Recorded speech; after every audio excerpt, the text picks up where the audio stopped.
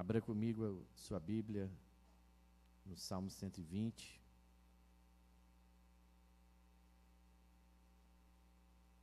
Vamos falar sobre o livramentos. Vamos entender um pouco mais a respeito do livramento do Senhor.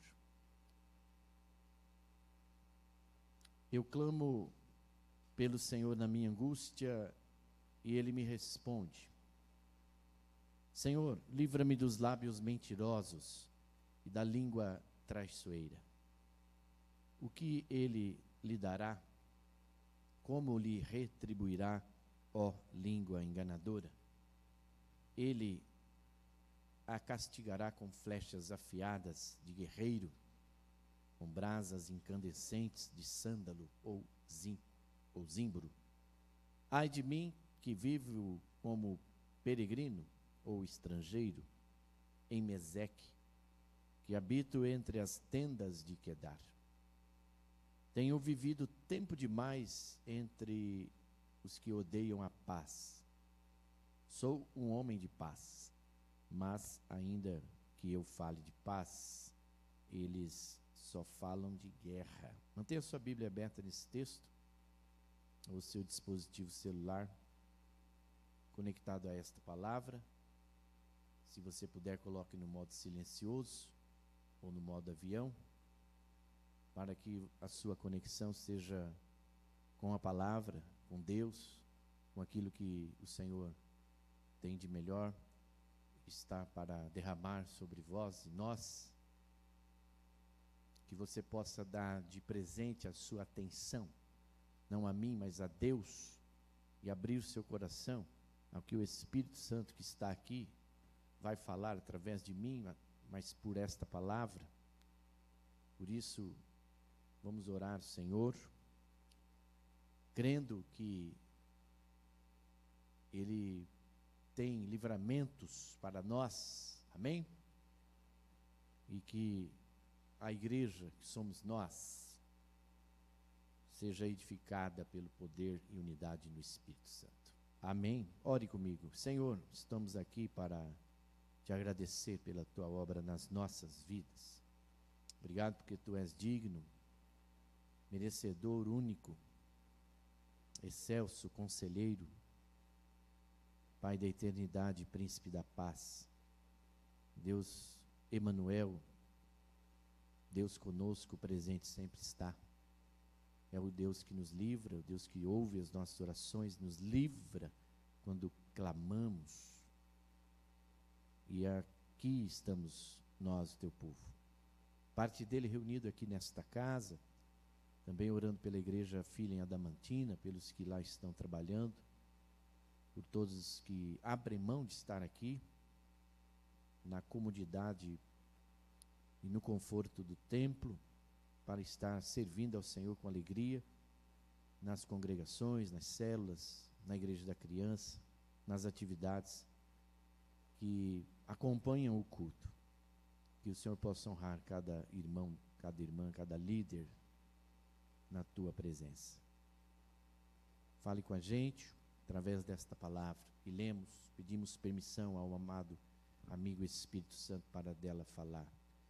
E que Jesus, o Cristo Nazareno, cresça e eu, pastor Douglas, diminua. Peço-te isto para a glória de Deus, o Pai. Amém.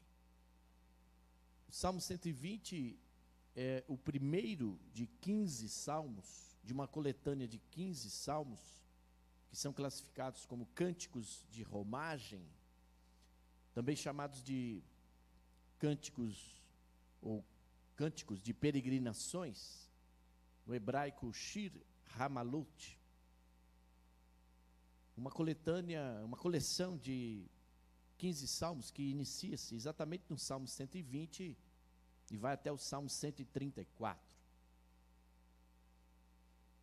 E você sabe que desde Êxodo 23, de 14 a 19, dentro do Pentateuco, da Torá, dos mandamentos de Deus ao seu povo, exigia-se várias coisas.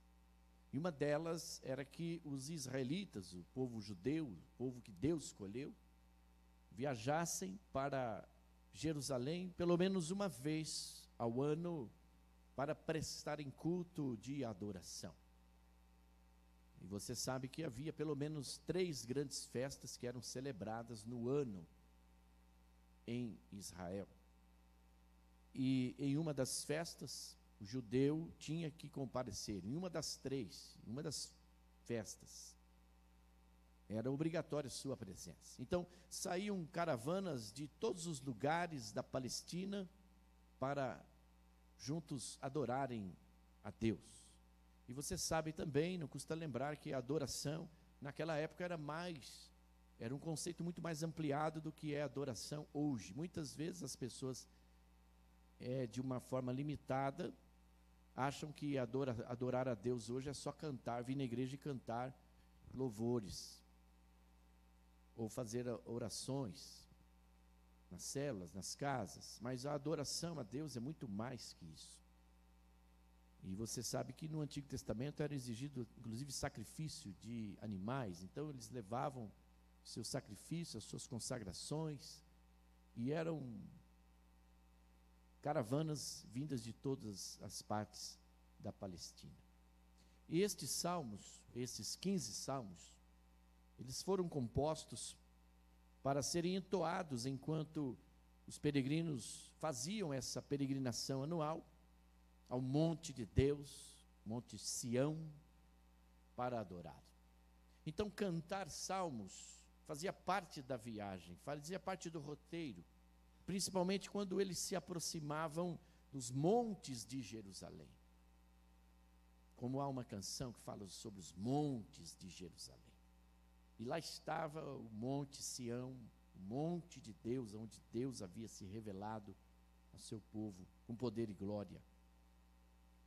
Esses cânticos de romagem ou de peregrinações, eles também são conhecidos, são chamados, denominados de cânticos de degraus.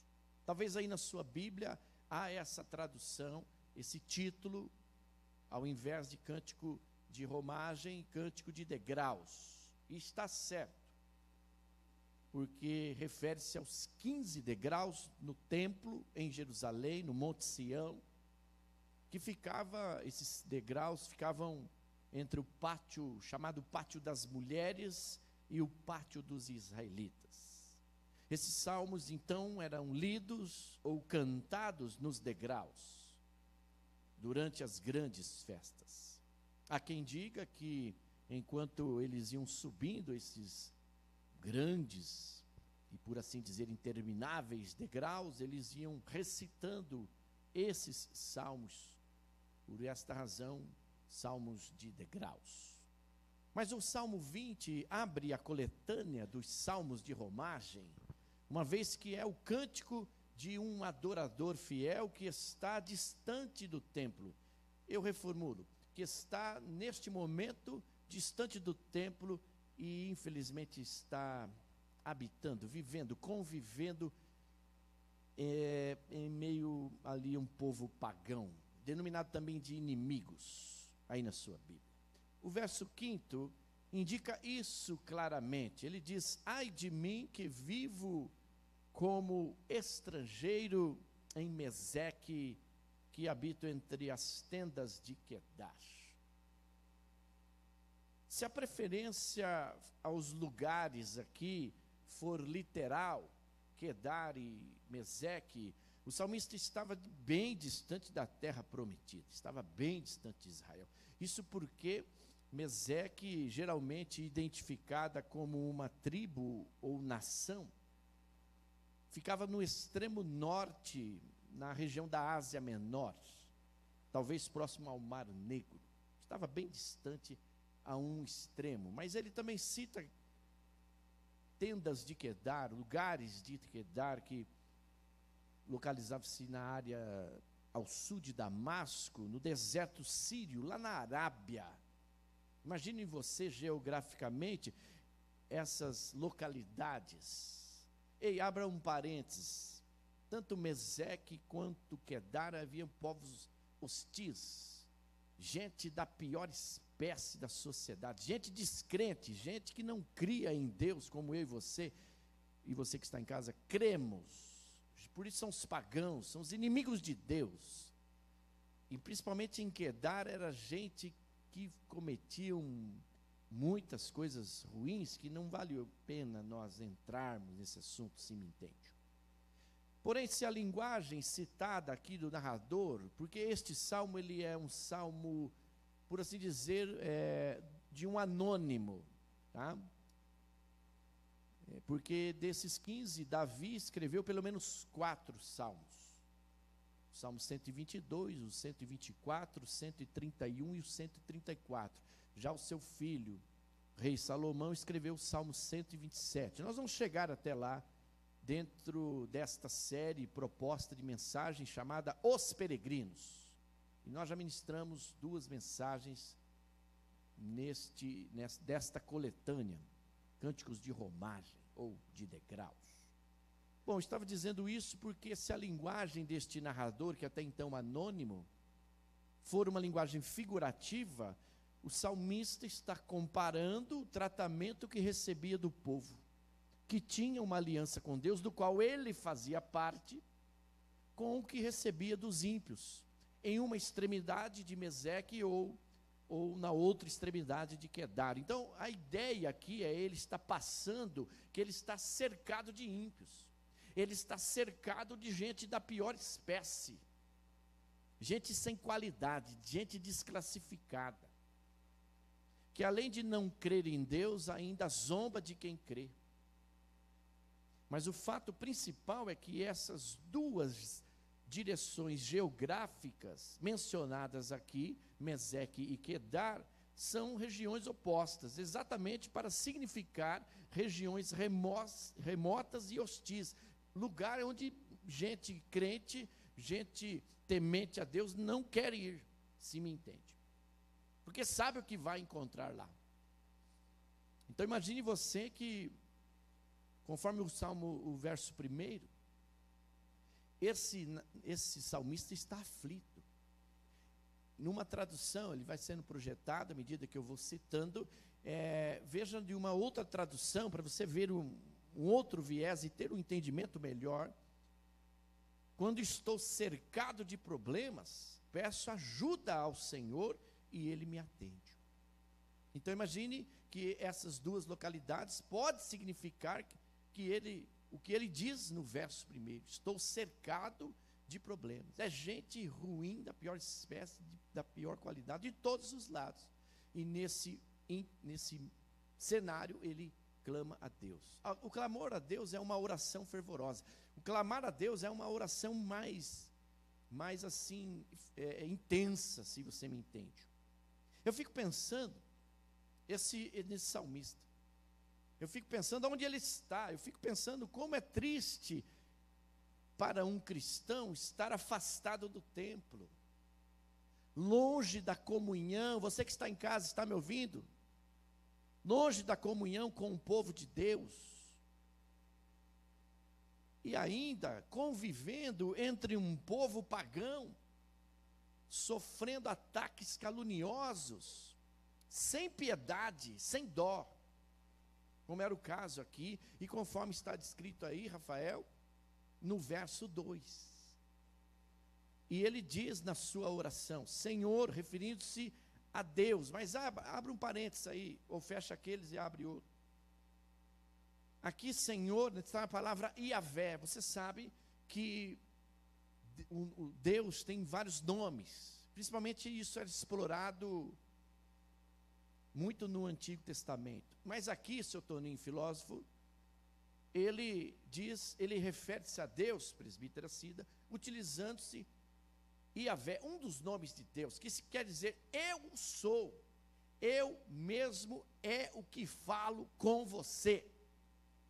Ele não usa, Ademir, Elohim, ele não usa outro nome para referir-se a Deus, ele usa Iavé. Eu o sou, o Senhor o é na sua vida. Amém, dona Rosa? Fez aniversário essa semana, ganhou muito presente, muitas mensagens. O bom é que a pessoa, ela recebe uma mensagem, Mateus, e ela manda outra mensagem. Então, você manda uma mensagem para abençoar, como é o caso, aí você recebe outra mensagem abençoando a gente, né? Isso é bom, né? Isso é maravilhoso. Então, eu fico pensando, Ronaldo, como é triste para um cristão viver longe de Yahvé, e longe da comunhão, da comum união com o povo de Deus, que Ele mesmo separou, Ele mesmo escolheu para o povo estar junto, porque aonde o povo está junto, é ali aonde Deus ordena a sua benção. Mas vamos fechar o parênteses. Ele diz, livra-me dos lábios mentirosos e da língua traiçoeira. Permita-me ler em outra tradução, para você ter um entendimento melhor desta palavra.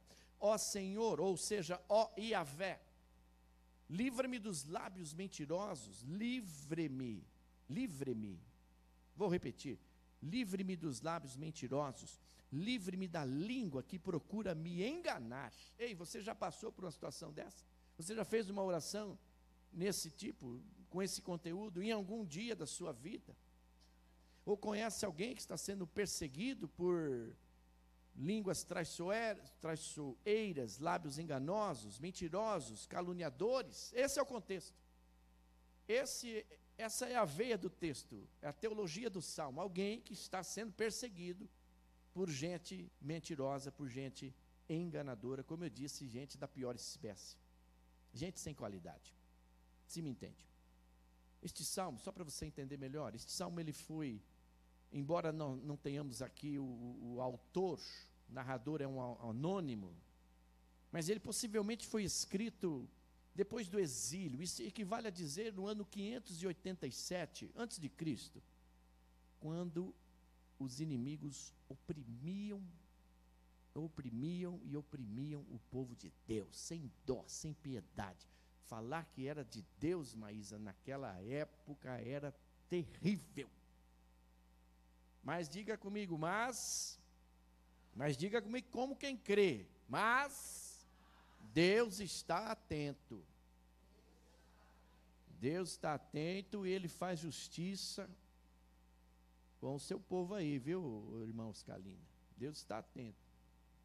Então, ao ler e estudar este salmo, emergir nesta série de mensagens, estou muito empolgado com o que Deus tem falado nesta série de mensagens. Começamos aí há uns dias atrás aí, e estou criando uma grande expectativa para o que Deus vai fazer, está fazendo já com esta romaria neste salmo. Ei, nós todos somos romeiros, no bom sentido da palavra, porque nós somos peregrinos nesta terra. Irmão Eli Gentili, nós estamos de passagem. Diga aqui para a pessoa aí do seu lado, você está aqui só de passagem. Daqui uns dias o Senhor te chama e você vai para a glória, amém? Eu não ouvi muito amém não, mas tá bom aí, né, Dantiel? Daqui a pouco é chamada a senha e a gente tem que estar preparado. A coisa é tão interessante que às vezes as pessoas, elas acham que elas são autossuficientes. Eu vou voltar para o Salmo. Diga aí, ele vai voltar. Ele vai voltar. Eu acho que as pessoas são um pouco arrogantes. Tem pessoas que acham que não precisa do outro. E um dos maiores pecados é deixar de abençoar a vida de um irmão. Você está entendendo? De você ser bênção na vida de alguém. E você viu que dentro aquelas várias orações que são lidas, são feitas, de 7 orações, uma delas Deus ouve, de várias orações que Deus ouve e não atende, são orações de gente que não crê e de gente que não ajuda o próximo. Você se lembra disso, não? Muito comentado, diga-se de passagem, nas células, não é, dona Lígia? Estava uma bênção. Mas a gente deixa de perceber que quando a gente vai nascer, a gente depende de alguém. Depende de um médico, de enfermeiras, é ou não é? Depois, com o decorrer dos anos aí, da sogra, né, Leila? Das avós, aí sim, né? E a gente passa o tempo todo, Luiz, precisando das pessoas. E tem gente que acha que é autossuficiente. Então, desde quando você nasce, você precisa de alguém. E quando você morre, você precisa de alguém também. Nem o seu corpo você vai levar. Então, isso é para a gente refletir, que a gente não é autossuficiente, irmão. A gente depende, Maria Helena, um do outro. Sim ou não, irmãos? Vocês estão conectados? E a gente depende de Deus, queridos. Sem Deus, na nossa vida, nós não somos absolutamente nada. Nada vezes nada é o quê, filósofo Toninho? É nada. Então voltamos aí para o Salmo. Ao ler e estudar, eu estou criando uma grande expectativa. Quando eu entro numa série, eu fico imergido na célula, fico pesquisando, fico ouvindo um monte de gente boa, né? Não é gente, esses picareta que tem na internet não, que fica pedindo dinheiro. E eu tenho, assim, muito amor por isso. É um negócio doido, é de Deus mesmo. Então eu queria dizer para você que, ao ler e estudar este salmo, eu tenho certeza de um princípio muito importante. E é apenas isso que eu quero falar para você hoje. Anote aí. O livramento do Senhor é para todos que o temem e o buscam. Amém, queridos? Eu gostaria de convidar você que está em casa também para repetir junto com a igreja. O livramento do Senhor é para todos que o temem e o buscam. Você busca o Senhor? Então o livramento é do Senhor para você. Você teme ao Senhor? Amém, queridos? O que é temer a Deus? É reverenciar a Deus. Não é ter medo de Deus. Deus não quer que você, anote aí, Deus não quer que você tenha medo dele. Deus quer que você o obedeça e o adore. Temer a Deus é reverenciar a Deus, é exaltar a Deus. É vir na igreja, é ir para a célula, é cantar louvores, é ser dizimista, é ser um crente fiel, é ser um adorador verdadeiro, é ser gente do bem, é falar bem da igreja, falar bem dos irmãos. É todas essas coisas. Verso 1. Vocês estão aí, amém? Depois vai ter um negócio aí, depois do culto, né? Fique atento aí. Isso é coisa boa aí, eu escutei nos grupos aí. Eu clamo pelo Senhor, Yahvé. O que é Yahvé? Eu sou. Deus é na sua vida. Você só precisa saber disso. Deus é na sua vida. Quem é Deus? É Deus e é Ele, e eu sou. E quando ele fala, dona Mercedes, eu sou, é uma significância. Eu sou tudo o que você precisa saber a meu respeito. Eu sou o Yahvé, eu clamo pelo Yahvé, e na minha angústia ele me ouve. Há uma tradução aí na sua Bíblia que fala, e ele me responde. Como é bom a gente saber que Deus nos ouve e responde, né, João Quintino? Verso 5, o salmista parece ter viajado uma grande extensão, conforme a gente observa aí no verso 5. Ai de mim, que vivo como estrangeiro, que vale dizer peregrino. Estou só de passagem nessa terra, em Meseque, e que habito entre as tendas de Quedar. A figura, a linguagem figurativa das tendas, é porque enquanto eles caminhavam no deserto, rumo lá aos montes de Jerusalém, nesta peregrinação anual que eles faziam, eles paravam à noite, então eles habitavam em tendas, se me entendem. Montavam-se os acampamentos. O verso 1 tem aqui uma expressão, presbítero Ney, ai de mim. Eu já expliquei isso para você, Douglas Rocha, que toda vez que a gente encontrar essa expressão, ai de mim, principalmente no Antigo Testamento, na verdade no Antigo Testamento, essa expressão no hebraico chamada roi, H-O-I, transliterado para o português, significa sentença julgada. Significa que Deus já julgou, significa que Deus já decretou a justiça dele, já liberou o juízo dele. Então, toda vez que você se deparar com esse ai de mim, você vai observar lá em Isaías, por exemplo, que é muito voltado, Ivanete, na linguagem jurídica. Vários textos você vai lembrar dele, já está julgado, sentença julgada, né? Deus já decretou. Então veja, ele fala, ai de mim. Jesus usou essa expressão, ai daquele que trair o Filho do Homem. É mais ou menos a expressão. Você viu o final do traidor. Gente que comia na mesa com Jesus. Eu vou chegar lá. O que significa, ai de mim, que peregrino ou estrangeiro estou em Meseque? Veja, preste atenção, você vai se conectar com essa palavra.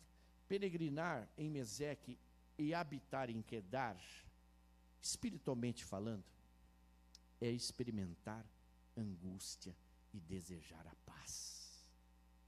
Eu vou repetir, é você desejar a paz e experimentar a angústia. Você já passou por isso? Em algum lugar? Conhece alguém que está passando por isso? Esse texto é para essa pessoa. Em outras palavras, é como viver em lugares estranhos, cercado de perigos, de gente da pior espécie, gente que não tem qualidade, se me entende. Ao que tudo indica, verso 7, Cris Delmont. Essa viagem foi sob a ameaça de guerra. Sou um homem de paz. E ele está se posicionando, Sérgio Taviano. Sou um homem de paz. Você é um homem de paz, meu irmão? Você é uma mulher de paz? Sim ou não? Então você tem que estar posicionado diante das injustiças, diante das inverdades, diante das calúnias que são lançadas, inclusive como contra você. Sou um homem de paz. Ele não está falando isso daqui para Tainá, para ele se gabar, para ele se elogiar, não, ele está falando porque ele é esse homem de paz. E essa mulher, se for de paz, tem que falar também. Mas ainda que eu fale de paz, eles só falam de guerra. Imagine viver numa situação, num cenário desse, Luiz Carlos Quiuna. Seja como for, queridos, o salmista aflito, angustiado, convivendo aqui entre pessoas mentirosas, pessoas falsas, clamava ao Senhor e tinha suas orações respondidas. E essa é a hora de você dizer um amém bem forte, queridos. Verso 1, eu clamo pelo Senhor. Quando estou cercado de problemas, peço ajuda ao Senhor. E Ele me ouve. E Ele responde. Eu já disse, eu faço questão de repetir, o clamor é uma oração mais intensa, mais fervorosa. E Ele me ouve. Uma declaração geral sobre o resgate de Deus. Uma declaração geral sobre o livramento de Deus. Assim como está lá Rafael Vieira, Salmo 18:6. Na minha angústia invoquei o Senhor, e invoquei o Yahvé, o eu sou. Gritei por socorro ao meu Deus. Veja aí, ele do seu santo, do seu templo, ouviu a minha voz e o meu clamor lhe penetrou os ouvidos. Você consegue entender as profundezas desta palavra, irmã Iracema Dias? Irmãos, eu vejo um salmista com plena confiança em Deus e convicção de que Ele, o Yahvé, ouve e responde orações quando estamos angustiados, quando estamos aflitos. E você, que me ouve nesta noite, tem essa mesma confiança em Deus e a convicção que Ele ouve sua oração e lhe responde?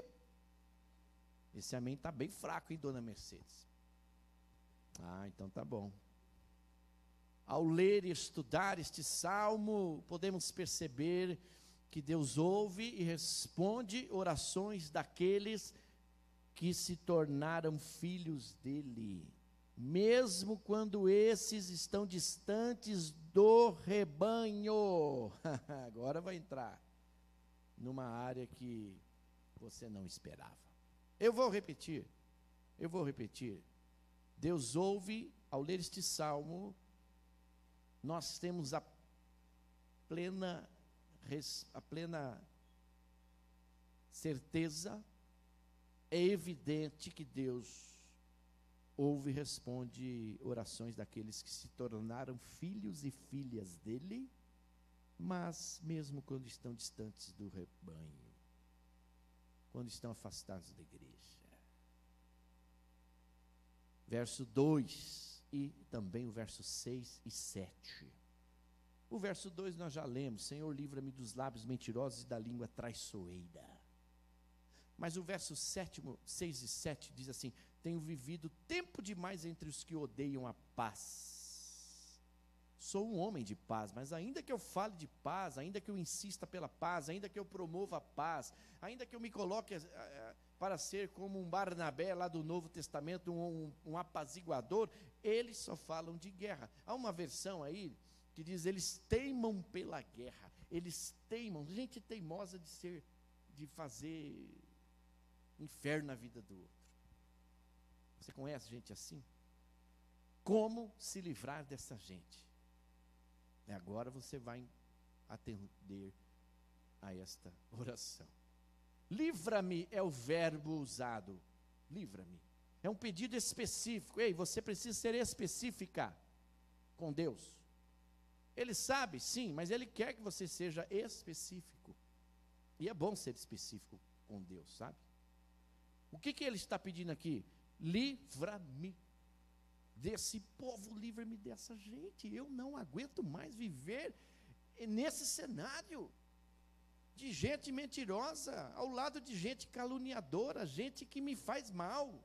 Senhor, livra-me. É a oração do salmista aqui. O salmista pede livramento a Deus daqueles que possuem língua enganadora e o coração propenso, inclinado à guerra ou lutas. É notório, pelo menos para mim, que o salmista se irritava com os ataques desses inimigos, com essas inverdades, com essas calúnias. Lábios mentirosos e da língua traiçoeira. Os inimigos do salmista proferem mentiras sobre ele e o chamam para a guerra. Não é gente que só fica falando mal de você, por trás de você, como geralmente fazem os covardes, que não vão herdar o reino, é ou não é? Mas é gente que te chama para briga, é gente que quer, sabe, esse tipo de coisa. Cercado por caluniadores, o salmista se sente como se estivesse longe de casa. E o que ele está falando aqui, longe de casa, é longe de Deus, longe dos irmãos. Ei, aproveite o tempo que você pode vir à igreja ou ir para a célula. Porque esse tempo que a gente passa aqui é pequeno, mas é único. Mas é importante. Essa era a hora de você dizer amém, Iraci. É que o pessoal está tão conectado aí, né, Rosaline? Né, Marlene? E o povo não quer conversar, está tão conectados na palavra. Está assim, ó, parece uma coruja que mora lá no muro de casa. Ela fica com aqueles olhos regalados, assim, vê a hora que eu vou sair, a hora que eu vou chegar. Às vezes eu converso com ela lá, Mateus. Mas ela não responde, ela só fica olhando. Mas presta atenção. Livra-me, Senhor, desses lábios mentirosos. Essa é a oração do salmista. Ele estava como se estivesse longe de casa, longe do rebanho, em meio a um povo pagão, você entende? Longe da minha igreja, longe dos meus irmãos. Veja comigo, irmão, a calúnia, a mentira e a difamação são as piores agressões. Eu vou repetir. A calúnia, a mentira e a difamação são as piores agressões. Não é, filósofo Toninho? Fala alguma coisa aí. É verdade. Muito verdade. Sabe, irmãos, muitas passagens na Bíblia tratam do problema, ao lado da prevenção. Tiago, capítulo 3, por exemplo, irmã Vera, fala sobre a língua. O veneno mortífero, Rafael Vieira, que ela causa. E a Bíblia nos ensina aos fiéis a evitar um testemunho mentiroso, maldições, falsas acusações contra os outros. A Bíblia ensina a gente tudo isso aí, meu irmão. Mas vamos caminhando para o encerramento. Verso 6. Pega essa expressão aí, os que odeiam a paz. Ao que tudo indica, o salmista está habitando, ainda que temporariamente, entre aqueles que apreciam devastar outros. Conhece gente assim? Que parece que tem prazer de pisar nos outros, de devastar famílias. Para esse tipo de gente, que é bom que você mantenha a distância, nada e ninguém presta. Conhece alguém assim, Cris Delmont? É ou não é? Mas talvez essa expressão é para refletir a situação dos refugiados que vivem entre seus captores. Agora o verso número 7. Aí o salmista tem uma expressão aí que eu destaco aqui para a gente. Ainda que eu fale, a retomada aqui a questão da língua e da fala. Ao que tudo indica, o nosso salmista aqui é uma pessoa pacífica, como eu já disse agora há pouco. Ele disse lá no verso anterior, eu sou da paz, eu sou pela paz. Ele procura a paz, porém, pelo visto também, quando ele fala, as pessoas ao seu redor insistem em ser do contra. Insistem em ser de guerra, de causar contenda. Provérbios 16 vai dizer aqueles que causam contenda entre os irmãos. É uma das piores coisas. Deus abomina as 6 coisas que Deus aborrece. Ali no texto, presbítero Ney, é ficar triste, mas tem uma sentença lá que fala assim, a 7ª coisa Deus abomina, aquele que causa contenda entre os irmãos. Sabe o que é abominar? Eu expliquei terça-feira para quem estava aqui. Deus tira a presença dele da pessoa. Sabe o que é abominar, amaldiçoar? É Deus tirar a presença dele. Nunca queira que Deus retire a presença dele. Por isso o salmista, na oração, no Salmo 51, ele fala, Senhor, não, no verso 12, não me repulses da tua presença, não me retires do teu Santo Espírito. Não me retires do teu Santo Espírito, porque ele sabia o que é ser um rei sem a presença de Deus, porque ele havia visto isso, Renan Ross Martins, com o antecessor dele, rei Saul. Tá?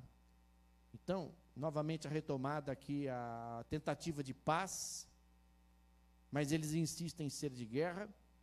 O nosso salmista aqui gostaria de aconselhar a paz, mas os seus inimigos ali conhecem somente a guerra. A boca fala do que o coração está cheio. Mateus 12, 34. Não exija amor de alguém que só tem ódio no seu coração. Mateus 5, 9. Vale a pena projetar. Rafael Vieira. O povo de Deus prefere a paz. Vamos repetir juntos esta frase. O povo de Deus prefere a paz.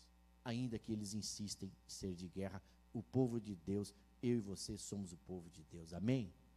Nós optamos pela paz. Bem-aventurados os pacificadores. Sabe o que são pacificadores? Aqueles que buscam a paz. Promovem a paz. Pois serão chamados filhos de Deus. O que é bem-aventurados? Bem-sucedidos, felizes, prósperos. Está aí a dica. Agora, o importante, o que me impressiona ao estudar, ao ler e estudar estes salmos, esses 15, aliás, esses 120 em especial, que é o tema de hoje, o que me impressionou, meus irmãos, é ver que o livramento do Senhor vem no tempo certo de Deus e da forma como Ele quer.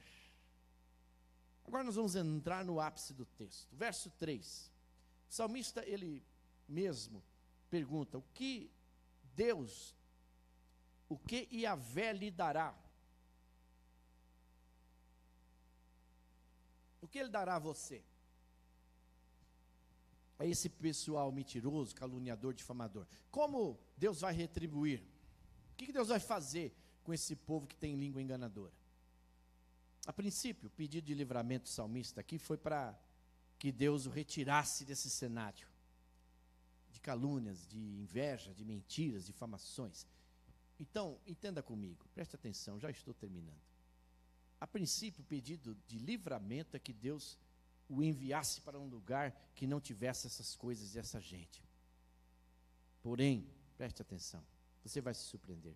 O livramento específico de Deus aqui para o salmista, nessa situação, é deixá-lo onde ele está, ouvindo essas mentiras, calúnias, sendo difamado. Mas pense um dia, Deus haveria de fazer justiça. Então, continue peregrinando, caminhando comigo, diz o Senhor Deus, chamado aqui de Iavé. Eu sou o Deus Todo-Poderoso na sua vida. E verás a minha intervenção na tua história. Mas você não vai sair do lugar aonde eu te coloquei, porque o lugar que eu te coloquei, você vai ouvir, você vai ser injustiçado, você vai ter gente da pior espécie, gente da pior qualidade, mas é ali que eu vou te honrar. Então continue peregrinando até o final da sua peregrinação, você verá o grande livramento, você verá o que eu farei na sua vida. Você entendeu isso, irmão João Quintino? Veja, irmão, o salmista, você tem que se empolgar com esse texto, irmão. O salmista se consola com isso e crê que Deus haverá de fazer justiça no tempo certo dele e da forma como ele tem planejado. Deus já tem planejado a teu respeito. Amém? Verso 4. Ele, o Iavé, castigará com flechas afiadas de guerreiro, com brasas incandescentes de sândalo. Na verdade, são zimbro. Esses versículos, o 3 e o 4, indicam que Deus, em sua ira, a favor do seu povo, apareceria como o guerreiro divino para trazer juízo contra o inimigo. Deus haveria de retribuir a essas pessoas de acordo com o pecado que eles estavam cometendo. Olha aí a justiça de Deus. Setas agudas, lá no versículo, ou flechas afiadas. Por que essa referência nesse texto, nesse contexto? Exatamente porque uma das armas de guerra, os guerreiros usavam, você sabe, uma aljava com várias flechas muito bem polidas, que vale dizer muito bem afiadas, que eram mortais quando disparadas no lugar certo. A língua enganadora e os lábios mentirosos são como flechas disparadas, penetra no coração, penetra na alma da pessoa, se me entendem, causando algumas vezes fogo, incêndio. Mas Deus, como é justo, irá enviar setas agudas do valente. É Deus que vai enviar. Diga aí para a pessoa do seu lado, não vai sair querendo atirar em todo mundo aí não, irmão Laudécio. Diga aí, é Deus que vai enviar essas flechas. O salmista espera em Deus, e a justiça vem no tempo certo. Amém, queridos? Brasas vivas, incandescentes de sândalo, na verdade são brasas vivas de zimbro. Brasas vivas também simbolizam julgamento, igual aquela expressão, dona Nilza, ai de mim, julgamento. Essas brasas são provenientes do zimbro, uma árvore do deserto que atinge a altura de até 4 metros. Elias, profeta, ele ficou debaixo de uma árvore de zimbro, você lembra a história. Mas a madeira desta árvore, presta atenção, por que ele está conectando essa referência? A madeira desta árvore, ela era usada para produzir carvão da melhor espécie, da melhor qualidade. Esse carvão queimava a uma temperatura extremamente alta e durava por um longo tempo. E eles precisavam da utilização do carvão para os seus afazeres.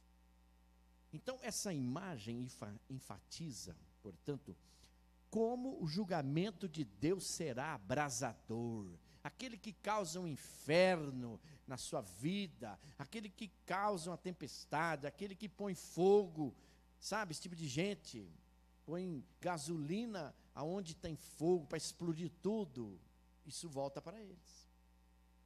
Deus vai agir com justiça, poder e glória da mesma forma, vai voltar para eles, em justa medida. Isto é o que está explicando aqui a palavra. O julgamento de Deus será abrasador. Você está entendendo isso? Então, fale para a pessoa que precisa ouvir agora, você que está em casa, deixa Deus fazer justiça a seu favor. Não queira pôr a tua mão, não, senão você vai se queimar. Quantos estão entendendo essa palavra, além do presbítero Ney? Amém. Aos irmãos até acenaram com a mão aí. Eu já estou terminando. Vovô Toninho, cadê ele? Filósofo. Depois que ele chegar aí, fala para ele dar um alô. Quantos me dão 5 minutos? Já estou terminando. Eu já passei um pouco da hora aqui. Mas quantos me dão 5 minutos? 1, 5, 10, 15, 20, 25, 30, 35, 40, 45 minutos. Glória a Deus. Vocês são demais, irmãos. E os irmãos levantam a mão com força mesmo, viu, Maísa? Mas eu não vou precisar usar os 45 minutos que você me deu. Mas nós vamos até as 10. Amém, irmã Mercedes? Pelo menos eu e você, né? E a esposa. Mas eu também, mas 10 para as 8. Na verdade já está acabando então. 10 para as 10 então, tá bom, amantes? Amém? Aí você fala assim, mas podia ter avisado, né, Tainá? Porque eu tinha jantado, né? Depois você passa lá no Mariá, no cantinho Mariá, e pede lá um cachorro-quente, uns negócios lá, coisa boa. Irmãos, eu quero encerrar, fecha a sua Bíblia. Aí você pensa que está acabando. O que nos chama a atenção aqui, irmãos, também é que esse livro, pelo menos o que me chamou a atenção, talvez você fomente isso na célula, mas o que me chamou a atenção, dentre muitas coisas aqui, é que esse livramento, ele é um livramento diferente daquele livramento que a gente está acostumado a ouvir. Seja sincero, quantos aqui pensavam que o livramento fosse retirar o salmista daquele cenário, daquele povo? Levante a sua mão, seja sincero. Quantos? A maioria? Mas para nossa grata surpresa, poxa, pensa alguma coisa.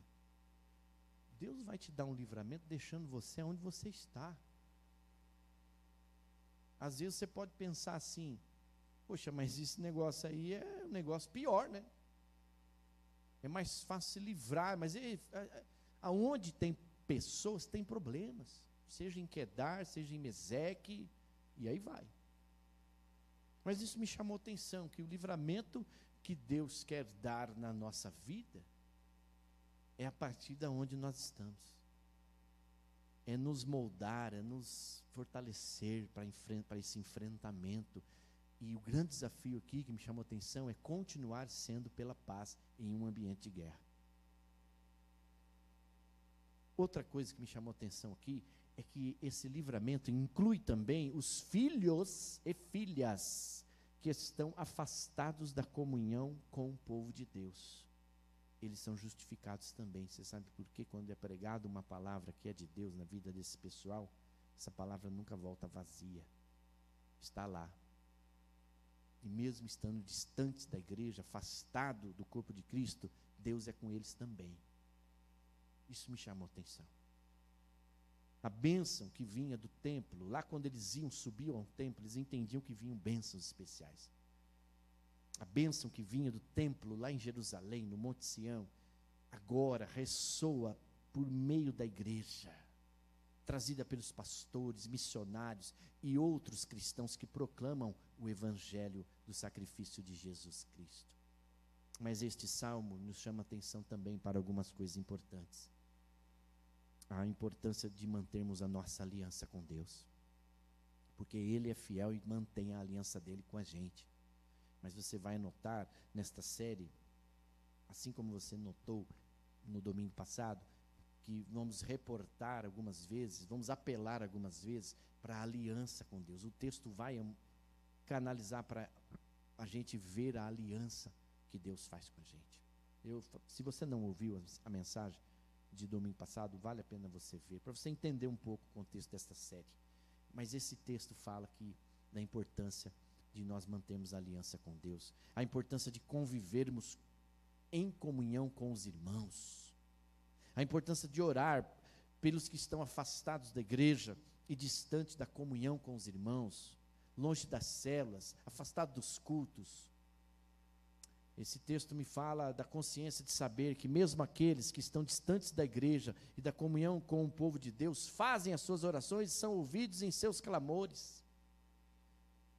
Porque a igreja não salva, é importante estarmos juntos, mas a igreja em si ela não salva. Quem salva é Jesus Cristo, mas é importante estarmos juntos, porque é ali, na comunhão, comum união, que Deus ordena a sua bênção, a bênção da vida para sempre. A importância de entender que o livramento de Deus é do jeito dele, no tempo dele e na hora certa dele, e que precisamos continuar perseverando com ele, certos da justiça dele e do seu juízo, até o juízo final. Vamos orar em nome de Jesus.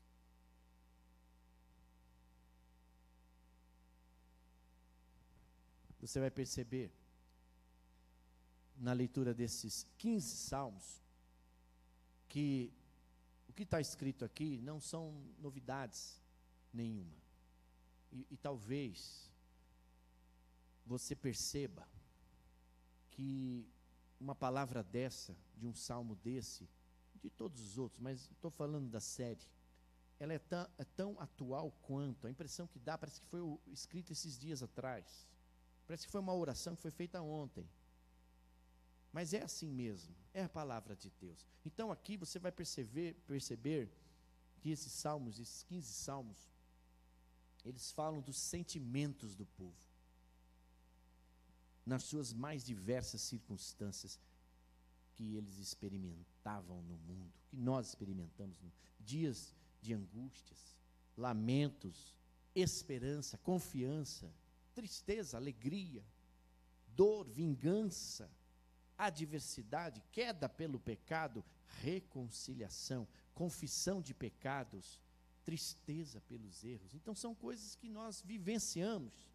Então imagine você ir caminhando rumo ao templo para adorar a Deus, vivenciando essas circunstâncias experimentadas no dia a dia da vida e observando o grande livramento que Deus fazia, que Deus tem feito. E o bom saber, queridos, que por mais que o texto seja antigo, Deus é atual. Olha que frase boa para você copiar, Rafael. Por mais que o texto seja antigo, Deus é atual. Ele é acessível para todos e tudo. Basta você se conectar com Ele.